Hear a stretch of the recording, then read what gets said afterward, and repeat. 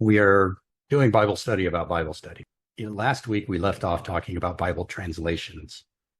And there's something I want to add to that before we move on. I've got a stack of Bibles here. Ugh. And, I love my Bible apps. I've been using eSword for more than 20 years as my primary Bible study tool. You bring that over on the screen. I mean, you've seen it on my screen hundreds of times by now, probably. But it's a free app, and I encourage you to donate to the project. I've donated a couple of times because the equivalent tool, something like Logos, that can cost you, many hundreds of dollars just for the basic package, and then all the add-ons can cost hundreds more, and you can spend thousands of dollars, and you can get this tool for free. Doesn't have everything that Logos has on it, but it has dozens of Bible translations. It has Hebrew and Greek dictionaries, encyclopedias, atlas, lots of commentaries. It's a great tool. But one of the dangers in relying on electronic tools, especially Bibles, is that bits can be changed. With eSword, you have to go and download updates. So it's stuck with the translations I've gotten here until I go to the update tool in the app and say, okay, download the fresh version of this Bible translation. But there's nothing to say that in some future edition of the software, they might automate those updates. And then I have no control over when my Bible changes. If somebody somewhere decides that the translation I like is not appropriate for, modern culture, like we've evolved beyond that, well, I can't control that. They can change it for me unless I unplug my computer from the internet and never connect it again. And it's the same thing on our phones, whether you're using electronic Bibles, audio Bibles, commentaries, dictionaries, all that kind of thing. Any electronic tools can be changed without notice. And that's even worse on your mobile devices. Those update automatically. They're totally controlled by Google and Apple. They pretty much control 99% of all apps in the world right now for mobile devices. So I recommend having paper Bibles.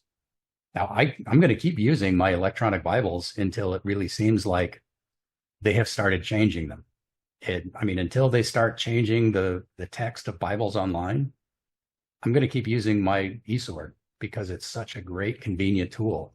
I can search for things. I can search in Hebrew, Greek, in English. I can search across multiple translations. I can compare any translations I want that I've got in the tool. Instantly find cross references. It's great, but you have to have paper Bibles and other resources too. The dictionaries, things like that. I don't have a paper Hebrew or Greek dictionary right now, but it's definitely on my list because it's important. But I just want to show you just a few of the Bibles I have. And something I've been doing in the last few years is every time I'm up in College Station or one of the bigger cities where they have a half-price books or used bookstore, I go and look for Bibles. So, I don't have to have brand new Bibles, but most of the time, if you go into half-price books and look at their Bibles, most of them are brand new. Some other bookstore just bought too many. They had an overstock or something. So they sold them to half-price books, and now I get them. So this one, New American Standard. Sorry, my virtual background is kind of trying to hide my Bible. See what I mean? And I'm going from smaller to larger. Complete Jewish Bible. Yeah, man, it's making me go away. I'm not going to turn my virtual background off because that would be too much trouble. And this one, I believe this one's a King James, nice, pretty purple one. English Standard Version, New King James. I believe this is a New Revised Standard, and this one's a Holman Christian Standard Bible. So I'm always looking for another translation. And, obviously, like I said before, there are some that I'm just going to stay away from. I'm never going to get a New World Translation, the Jehovah's Witness Bible. I'm never going to get an Et Sefer. or a Passion Translation. I will probably never get Good News for Modern Man, or trying to think of some of those other ones, the paraphrase Bibles or the special interest ones. I'm probably not going to get. Complete Jewish Bible is as close as I'm going to get to those. But that's a pretty good translation, even though it's fairly dynamic. So just encouraging you to invest in some paper Bibles if you don't have them. Multiple translations, maybe a couple of copies of each one, because you just never know when we won't have access to electronic Bibles or won't have access to accurate electronic Bibles. All right. Moving on. Okay, last week we were talking about Bible translations, but we started with preparing for study and looked at the environment, the people, the noises, all the distractions, all that stuff around you. And now we're looking at materials. And we started with different Bible translations, and now we're going to be moving into other Bible study materials. And later, after that, probably not today, we're going to get into preparing your heart and mind for study. So materials, we talked about Bibles, and of course that's plural. You need to have more than one. There's the dynamic equivalence, formal equivalence. Sorry, I was trying to think of the word. You need to have more than one formal equivalent translation. And whether that's King James, New King James, ESV, New American Standard, Holman Christian, those are all good. But you need to have at least one, probably two. References. Hi, June. Hi, Kevin. Hey, Kevin. Hi. And of course, your own personal notes and Bible commentaries. We talked about formal equivalents, word-for-word translations, dynamic equivalents. And of course, as I was just saying, I recommend that you have at least two formal equivalence Bibles and one word for word.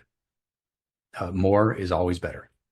Dynamic equivalents can be helpful for, just readability, but for serious Bible study, I don't recommend formally or dynamic equivalence Bibles.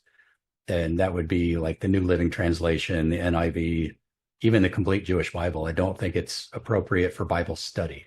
It's fine for reading and for giving a different perspective, but not for real serious study.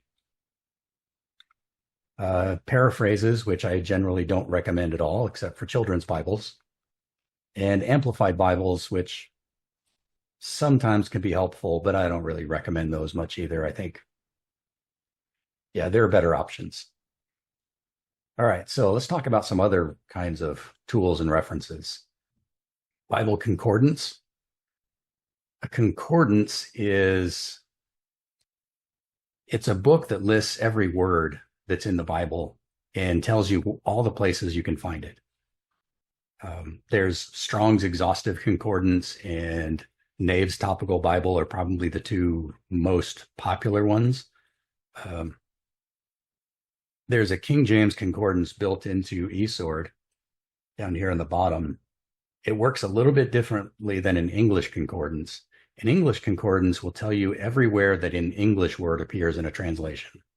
And that's helpful as long as it's also telling you the Hebrew or Greek word that's behind that word. Because sometimes you can have half a dozen Hebrew words translated as a single English word. Or a single Hebrew word can be translated as half a dozen different English words, just depending on the context.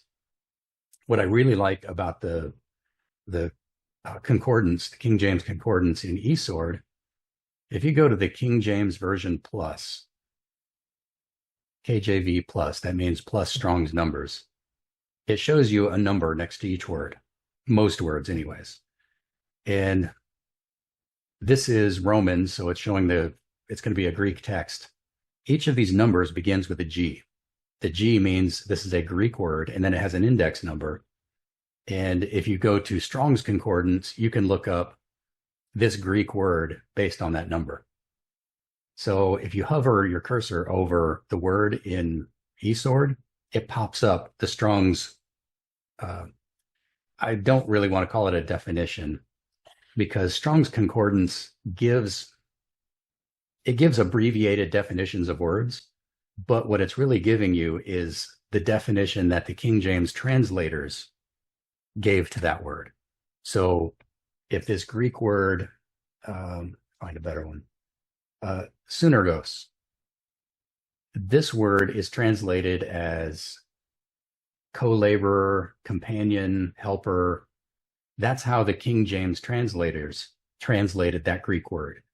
That doesn't mean that that's every meaning that that word had. A Greek person in the first century might have used that word for other things, and sometimes it's important to know how that word was really used in other Greek literature. Because just because the King James translators thought this is what it meant, doesn't mean that that's really what the word meant.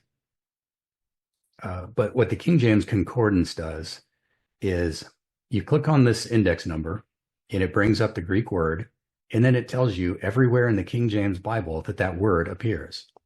So this word, synergos, appears in 1 Thessalonians 3:2, Philemon 1:1, and it's translated fellow laborer there.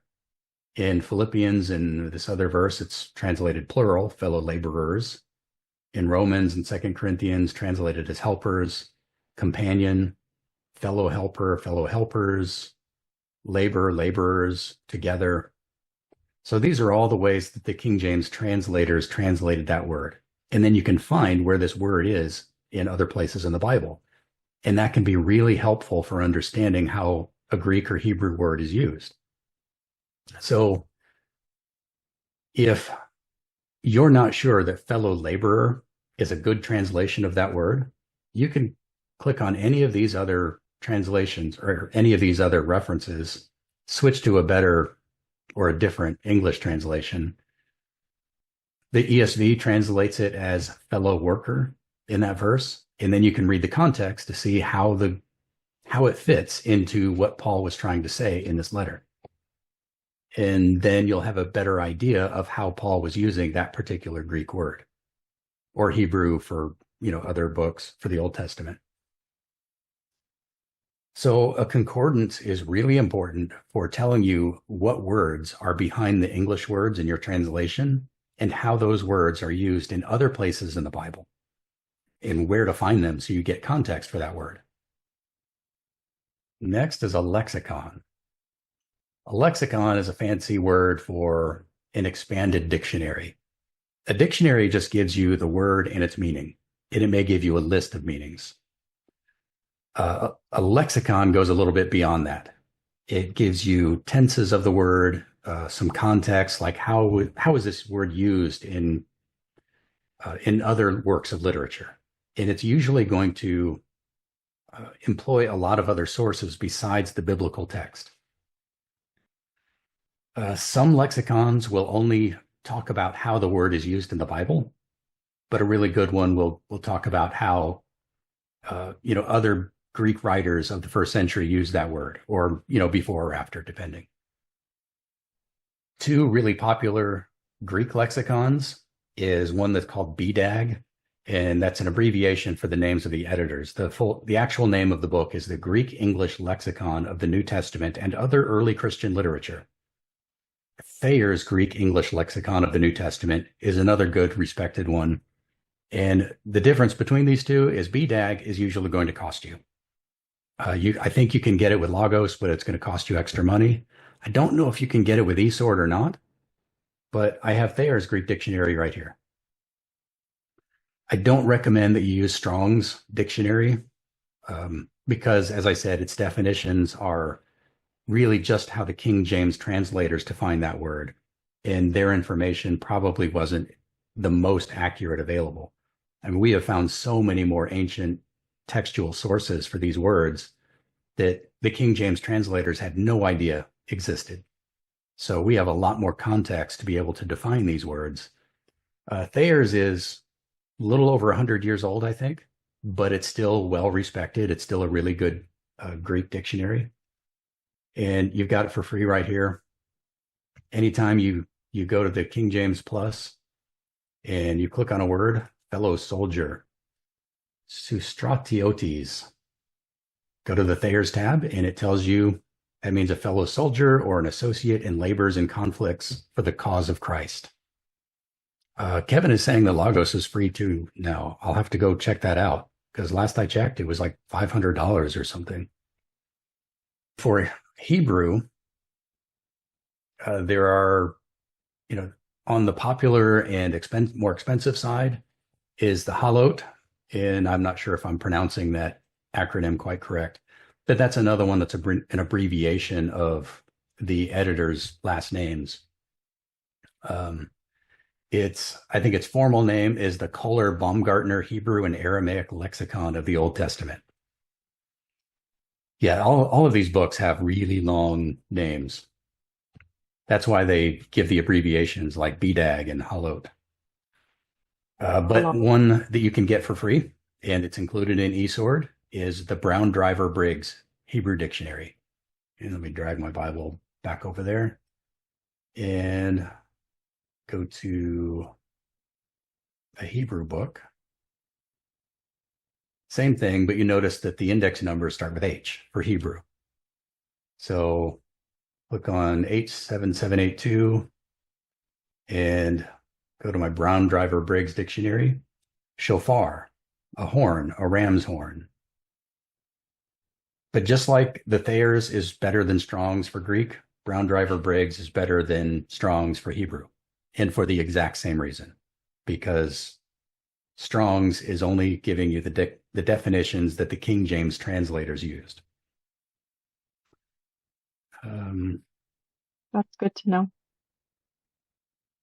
Yeah, and there's nothing wrong with using Strong's in a pinch if that's what you have available.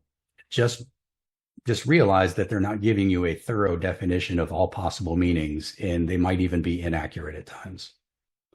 But, that's true of every dictionary to some extent, but newer ones are generally going to be better. Using the same kind of metric that I talked about last week with translations, I would avoid translations and dictionaries that are created by individual people because there's nobody checking their bias. It's better to get tools that are created by a large number of scholars because they can check each other's biases and cross-check each other's work.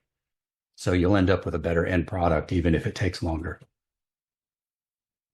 Cross-references. You probably have heard, you might even have a reference Bible. One famous one is the Thompson Chain Reference Bible. And I'm not really talking about a reference Bible here because, a reference Bible is a small version of what I'm talking about. They can be useful. In a reference Bible, maybe in the margins for every verse, it'll have other verses that talk about the same topic. And that can be really helpful for finding, thematic connections through the Bible. Where else is the Bible talking about shofars or trumpets? Well, that can give you a good idea of how trumpets are used and what it might mean if a trumpet is used in one place. Well, how is it used somewhere else? For example, in the New Testament, we've got references of the last trumpet. Looking for other references of trumpet, especially how that was used in the scriptures that Paul and John used, that can tell you a lot about what they might have been thinking when they used that phrase. Wherever you find references to trumpets in the Old Testament, especially a great trumpet blast, there might be a connection to that same idea in the New Testament. So having a cross-reference like that will help you find those other things. Now, this is a big problem with cross-references is that they really do show the bias of the person who's creating them. So eSword has a reference tool here. The Treasure of Scriptural Knowledge. So this one, let me switch to ESV. Sorry. This one shows you different words and phrases that are in this verse. In the King James, it says, "O ye children of Benjamin." So the Treasury of Scriptural Knowledge cross-reference, it says, "O ye," and then gives you some suggested passages that might be talking about the same thing. Well, that's really helpful, but it's giving you scriptures that the author of this treasury of scriptural knowledge believes is related to this phrase. And, he's probably right on those, but he's probably also missing some really important references. So in a reference Bible is going to be off even more. Like just for this one verse, we have 1, 2, 3, 4, 5, 6, 7, 8, 9, 10, 11, 12, 13, 14, 15, 16, 17 different cross references for this one verse. In a reference Bible, you might have 2. So you get a lot more out of a dedicated reference, cross-reference resource than you do out of a reference Bible. So this can be really helpful. There's actually a website that I want to show you. It's crowdsourced and it's pretty hit or miss.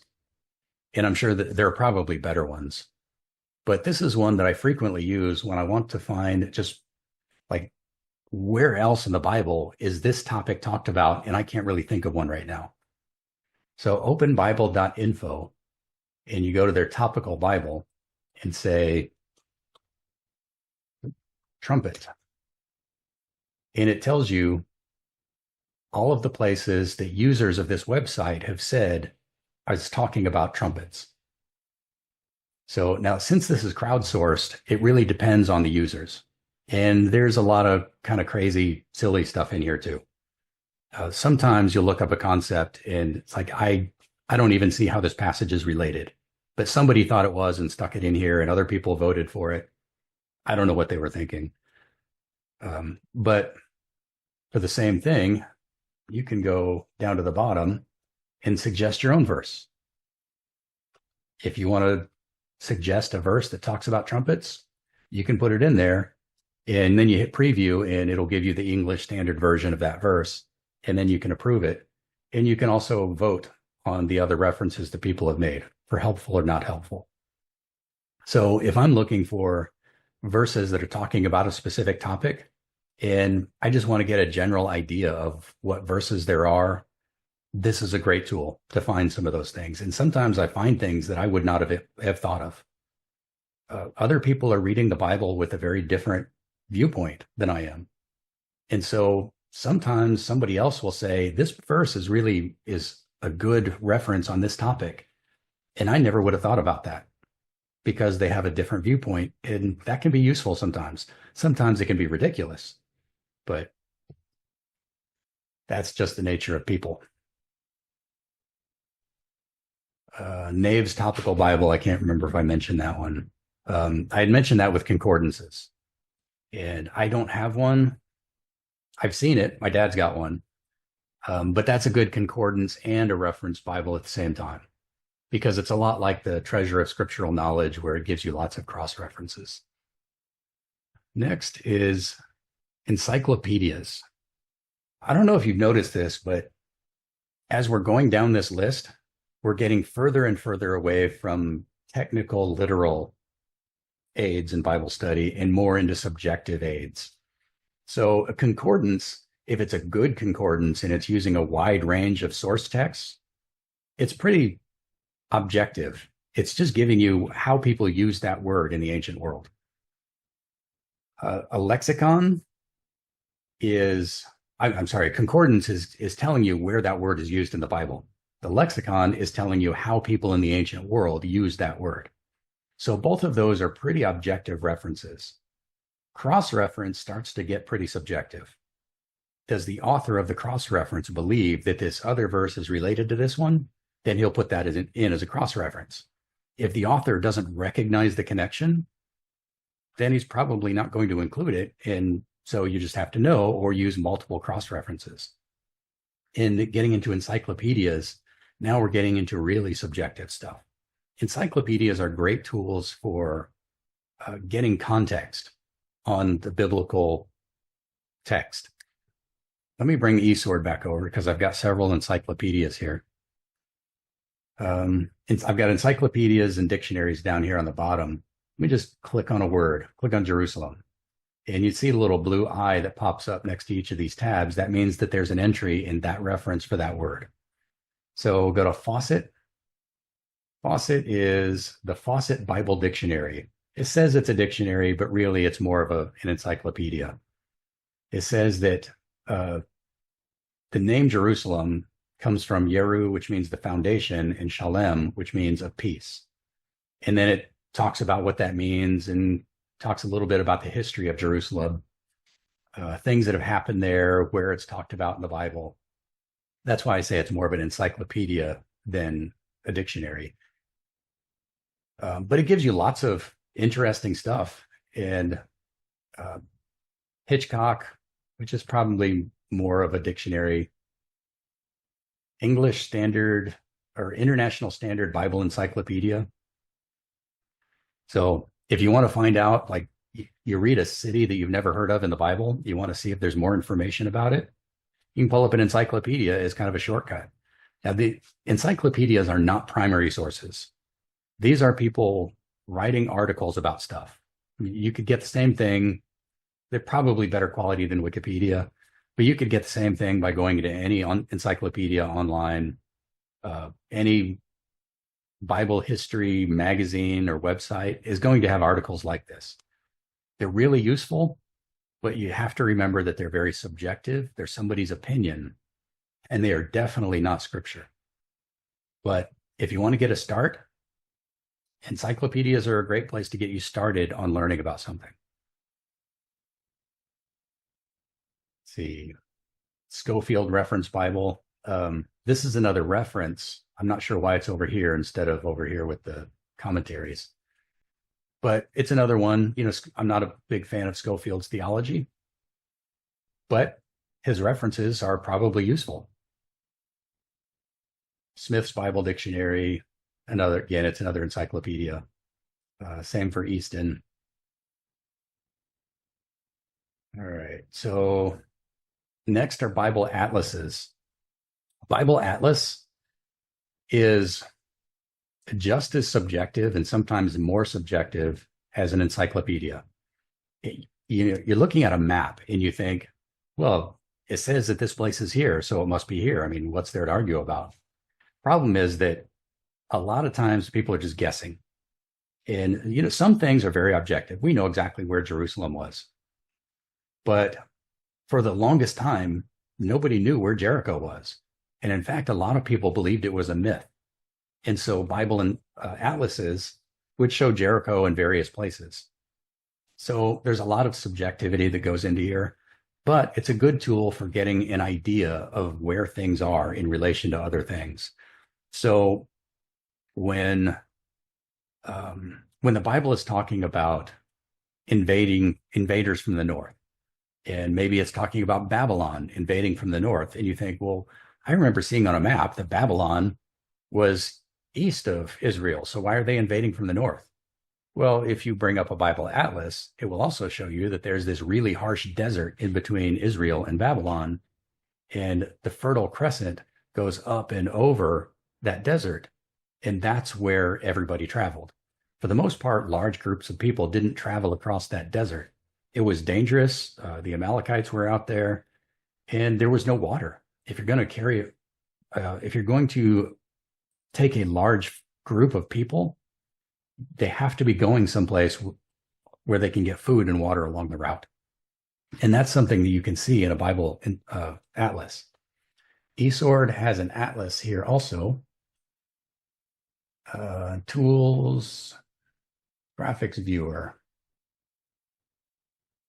And these are all free map collections in here. So some of them are more useful than others. Like if you want a map of, well, it's not refreshing quite right, but if you want a map of ancient Italy, so you have context for some of Paul's journeys, although he didn't really spend a lot of time in Italy.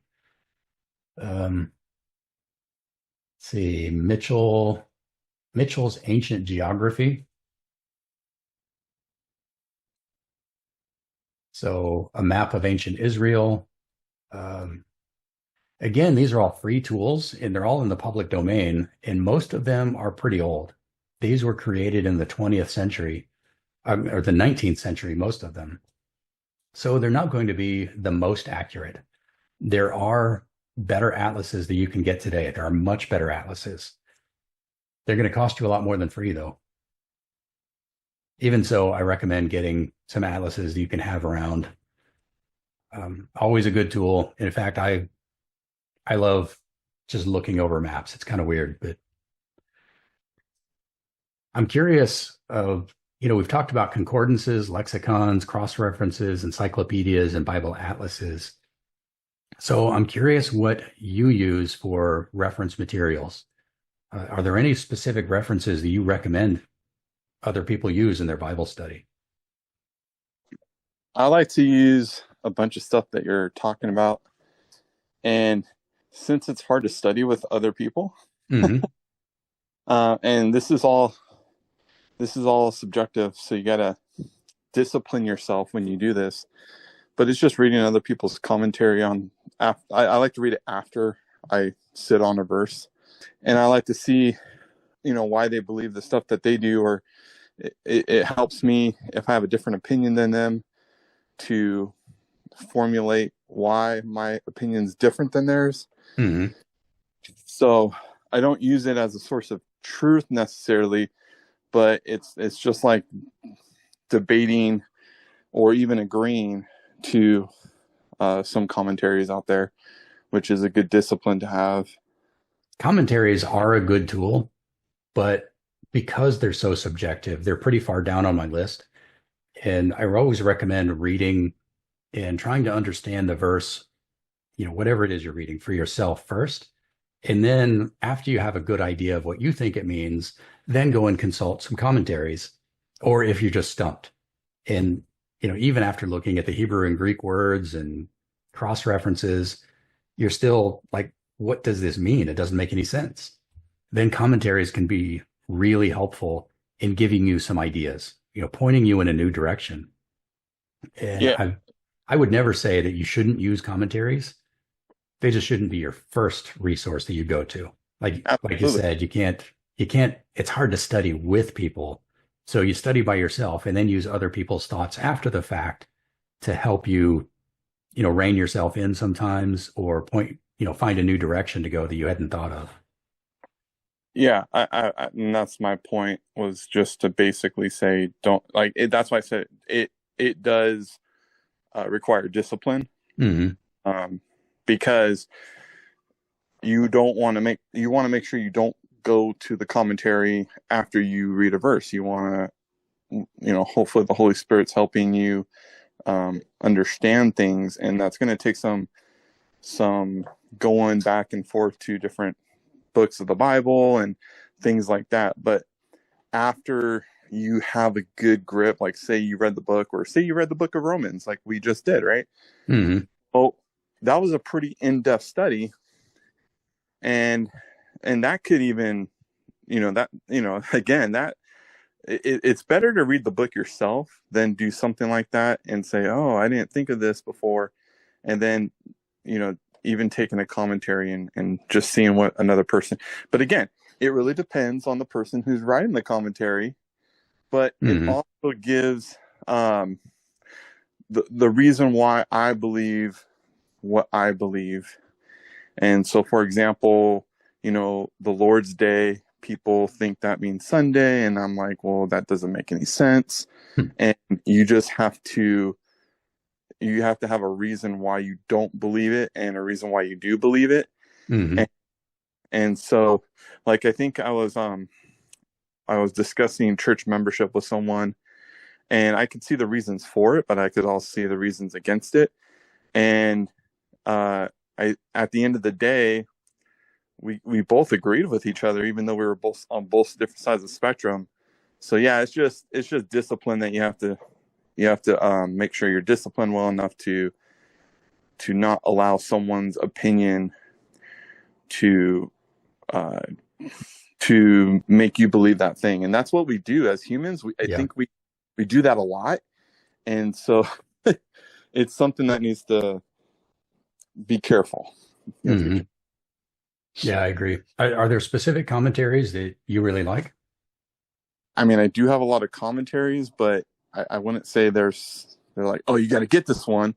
Then there was another book where I was like, okay, these they're what is it, on millennial, and Hmm. I don't agree with all millennial, and I was trying to understand why they agreed or why they believe in that. And when I read the book, I think it was called Behold the King or something, and I was just like not following, not understanding, and it was very confusing, and I just didn't even like reading it. So those are the things that, you try to understand the opposite side of things, Hmm. so you're not naive to it. Like, you at least have some understanding, and then you can formulate uh, your own view, if that makes sense. Yeah.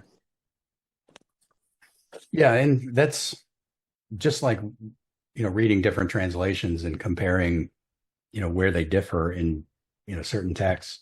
Reading a commentary from someone that that you disagree with can be helpful, just giving a different perspective. You just always have to remember that this is someone's opinion of what the Bible means and not the Bible itself. And I think everybody in this group is well aware of that. Ron, I'm curious, are there any favorite Bible study tools that you have? Concordances or dictionaries or commentaries, whatever. Well, I don't use commentaries much because the biases of the commentaries don't match my bias. Uh, I will sometimes look at them just to see what they Hmm. have to say. Part of my journey was studying my way out of the denomination I grew up in, Hmm. and I just went back and I'm going, I've got to just study the Bible so that I can figure out what's in the Bible and what I was told by somebody else. And so I have not relied on much of anything except the Bible and dictionaries and well, for concordance I use electronic search for either the English word or the Greek or Hebrew words. Um, Hmm. I I have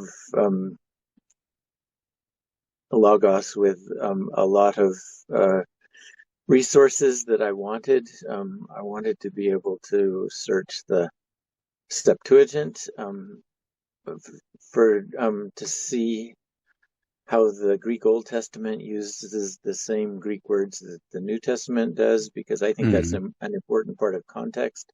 I don't think that the Septuagint is a highly reliable translation, but if the Greek-speaking people were using it, and it was around for a couple hundred years before the New Testament was written, Hmm. um, then words like I can't pronounce Greek, ecclesia or Hmm. ecclesia or whatever you say it. Uh, when we read our New Testament, it shows up in Acts, and everybody goes, "Oh wow, a new thing."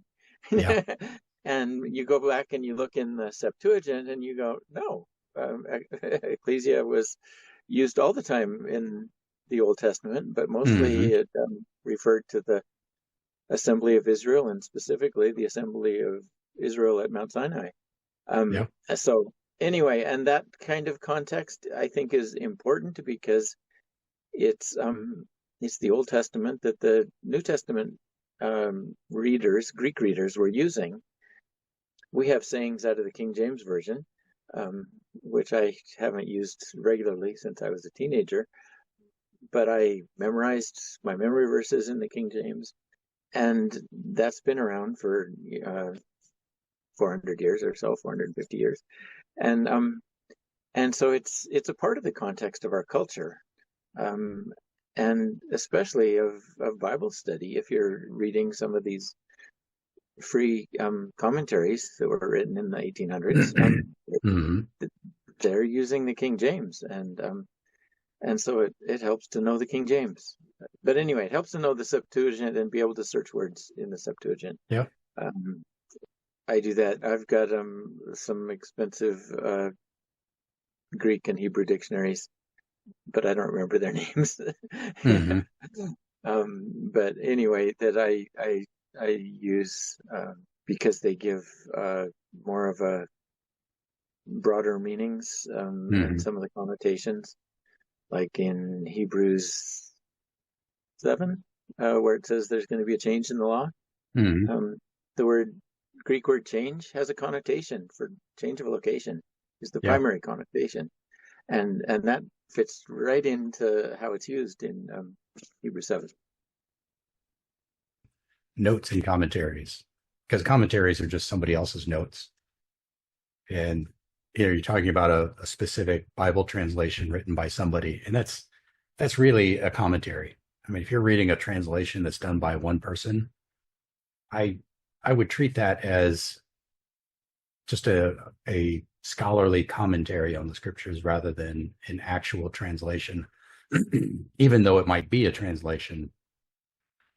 And I'd put study Bibles in the same category. I've got a Jewish study Bible, and I don't know who did the translation, but like the top half of the page is the scriptures, and it contains the Torah, and uh, I don't think it has the entire Old Testament, but it has most of the Old Testament. And then the bottom half of the page are notes about that passage. And obviously they have a slant, and so you have to understand that any study Bible is a commentary. It's a Bible with the commentary side by side. And for people who aren't prepared for really thinking for themselves, that can be a dangerous thing, because they think, oh, these people are authorities. They really know what they're talking about. So if they say this is what this passage is saying, it must be true. I think it's a study Bible or something like that, or commentaries, can be very helpful if you know the perspective of the person who wrote it. If you understand that this study Bible was written by an Orthodox Jew, and all of his commentary is from that perspective, then you're understanding when you're reading it that I'm getting the perspective of an Orthodox Jew on what this means. And then you can kind of hold it at arm's length and take it with a grain of salt, to mix my metaphors. That's when they can be helpful, I think. There are agenda-driven study Bibles, and I talked about that a little bit yesterday with the special purpose NIV Bibles that were coming out in the 90s and probably still are, for all I know. And one recent one is called The Upside Down Kingdom, and I'm pretty sure it's based on the NIV. I might be wrong, but I think it is. But it has articles kind of scattered through the Bible, which is what study Bibles usually do. But the articles are all focused on social justice topics, and they're slanted in a particular direction. So rather than focus on what this passage really means, they try to make the passage fit a predetermined agenda. And I would say stay away from those kind of commentaries and Bibles altogether. Don't even bother with them. Problem is, it's kind of hard to tell if that's what they are until after you start reading it. But a more perspective-oriented commentary or study Bible is better. Like the Jewish study Bible I was talking about. The person who wrote it isn't trying to convince you of a particular idea. They're saying, here's what I think this passage means. They're not saying, here's how I can fit this passage into my pet agenda. Those are two very different approaches. And one can be helpful. The other one is most unhelpful. The next thing to talk about here with preparing for Bible study is your heart and mind. When you're sitting down to do Bible study, it's not just important to start with prayer, but to study in a prayerful attitude. When Paul talks about always being in prayer, he doesn't mean that you're always walking around talking to God. He means always be in a prayerful attitude, knowing that you are in communion with God at all times because the Holy Spirit is in you. You need to approach your Bible study in this way. And it is certainly appropriate to start by deliberately asking God for wisdom, discernment, for guidance and understanding.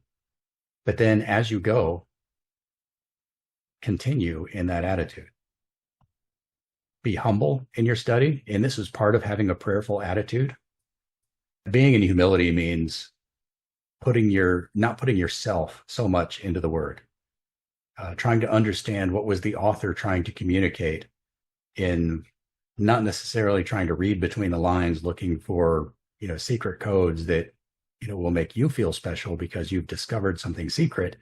And it's not that there aren't sometimes codes and metaphors and things between the lines, but those are secondary. What you really want to do is discover what was the author trying to say to his intended audience, because you've probably heard this 100 times, but the Bible wasn't written to you. It was written for all of us, but it wasn't written to us. It was written by specific people to specific people in a certain time and place. And we need to read it with that in mind, instead of reading it from our own perspective, saying, what does this mean to me? Well, no, what did it mean to the author? What did it mean to the people he wrote it to? That's the important meaning. Reading in humility means not trying to read it just to prove your point. So many people want to take one verse or one passage in the Bible and reinterpret everything else around that. Like the word ecclesia. Yeah, I don't know which one that one is either, Ron. People will read the word church in their Bible because that's how English translations have translated the Greek word ecclesia. But looking at the Septuagint and how the Jews of the first century and the centuries before that understood that Greek word will give you a totally different meaning of how the apostles used it. In the Old Testament, that word ecclesia almost always referred to the people of Israel. And so in the New Testament, when the apostles start using this same word, and they don't say, we're giving this word a new meaning, they just keep on using it the same way the Septuagint did. Well, we have no reason to think that they were using it in a different way than the scriptures they were quoting. They quoted from the Septuagint. So why wouldn't they use the same vocabulary the Septuagint uses when they talk about it? So ecclesia doesn't refer to a new thing called the church. It refers to the same thing, the people of Israel. It literally just means assembly. So there are times when it can refer to an assembly of Gentiles in a Greek city. But in the context of believers, it's talking about the gathering of believers or the gathering of the people, not some new thing called the church.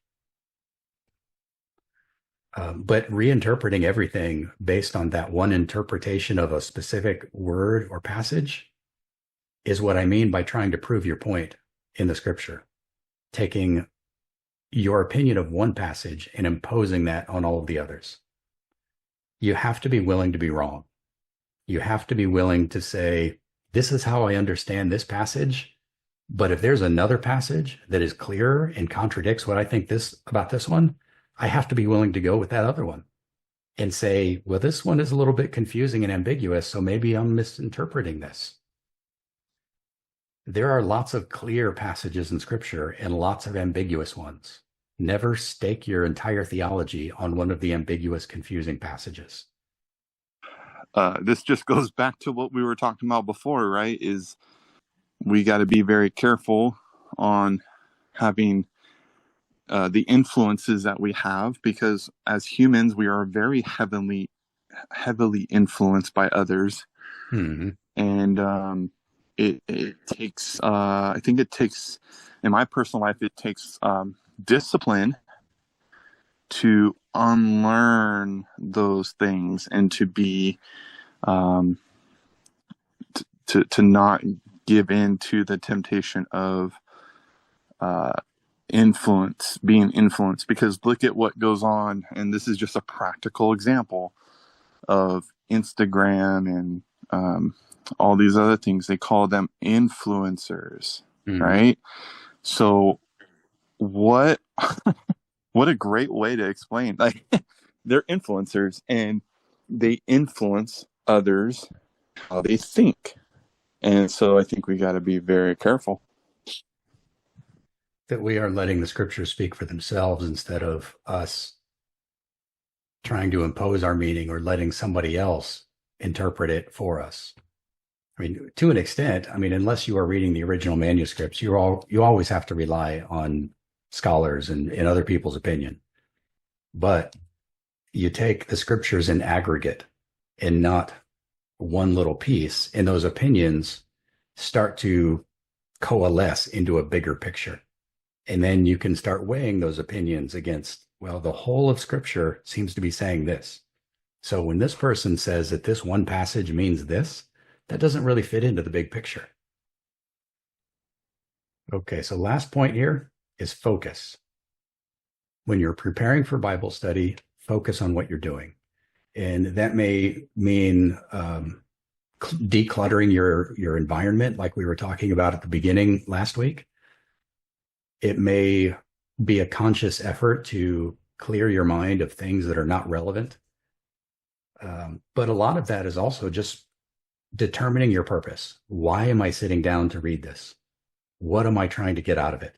Am I trying to prove my point, which is not a good thing? Or am I trying to understand what the author is saying? And one of the things that you can do with that is you're just reading through the Bible, trying to understand it. You get to a specific book. You read the whole book first. Then you go back to the beginning and you find out about the author, who wrote it, when did they write it, all this facts about the book. And then you say, okay, this author uses this particular idea in this phrase a lot in this book. So what I want to do as I'm studying this, I want to figure out what was the author trying to say about this topic? Why is this so important in this book? So having something to focus your attention on will help you stay focused on your study. So it's just having a goal. And then as you're studying, writing your own notes, taking, I kind of skipped over that notes part because it's your own personal commentary, but keep your notes, write notes down on what you're studying. That will help keep you focused, and it will help you to understand things you've read before. I mean, I have read the same passage and, studied it out and written lots of notes, and then come back to it years later and think, man, what does this passage mean? Forgetting that I went through this already. So I can go back to my notes and say, oh, this is what I learned last time I went through this. And that gives me a place to start from. And it could be that as I've studied the scriptures more, I have realized that some of the things I thought before were not correct. So I can go back and fix my notes. I keep all of my notes in Word documents.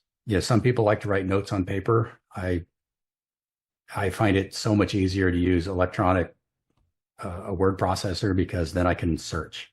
That's a really important feature to me. And I can edit. I don't have to scribble out and, all that kind of stuff. But, whatever works for you. That becomes my own personal commentary and helps remind me of things. But, writing those notes down as I'm going helps me keep focused on the text. And it's one way to keep from being distracted by things. There are way too many things to be distracted over.